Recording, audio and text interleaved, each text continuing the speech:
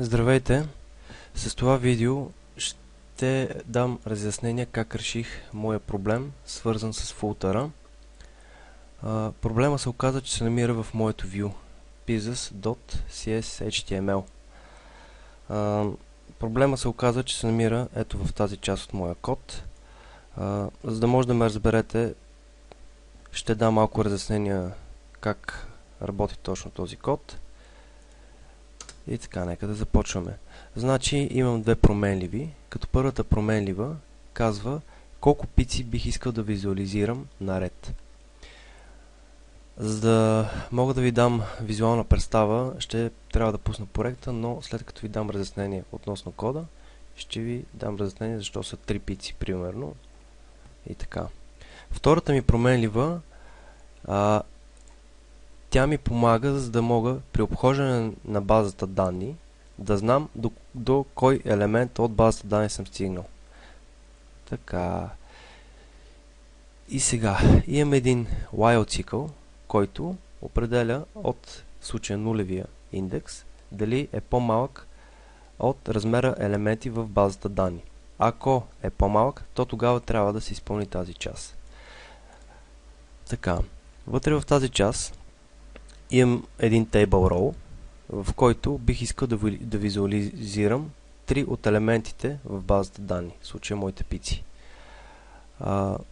Вложеният цикъл слага 3 пици, след това затваря тага, след това пак започва на следващия ред, пак следващи 3 пици и така. Грешката се оказа, че се намира ето тук в този if statement. Значи, когато конкретният индекс стане по-голям или равен на броя елементи в базата данни, то тогава съм казал return. При което при return се оказва, че не просто излиза от самите цикли, ами прескача затварящия tag table row, прескача затварящия tag table, също така прескача останалите затварящи тагове. И затова фултър дори по този начин, section footer, не можеше да бъде визуализиран.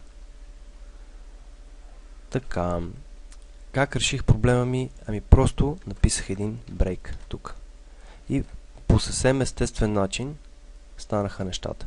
Чрез брейк този цикъл се прекъсва, затваря се тага table row, идва се горе в while цикъла и се забелязва, че примерно конкретният индекс е достигнал по-голяма стойност, отколкото имаме брой елементи в базата данни. И той се прекъсва, от което table се затваря, aside се затваря, article се затваря и от което всичко става естествено и нормално. И сега ще натисна Ctrl и F5, за да ви покажа визуално. Отиваме при пиците. Завъртам надолу скрола и както виждате, фултъра вече ще седи съвсем нормално.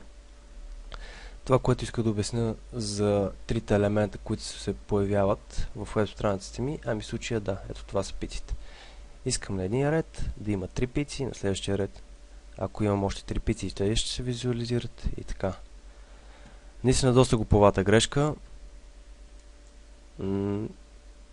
Много глуповата, да. Много ви благодаря за помощта, специално на Тошко. Страшно благодаря, че все пак ми писа, опита се да ми помогне. И така, лек и успешен ден и всичко хубаво.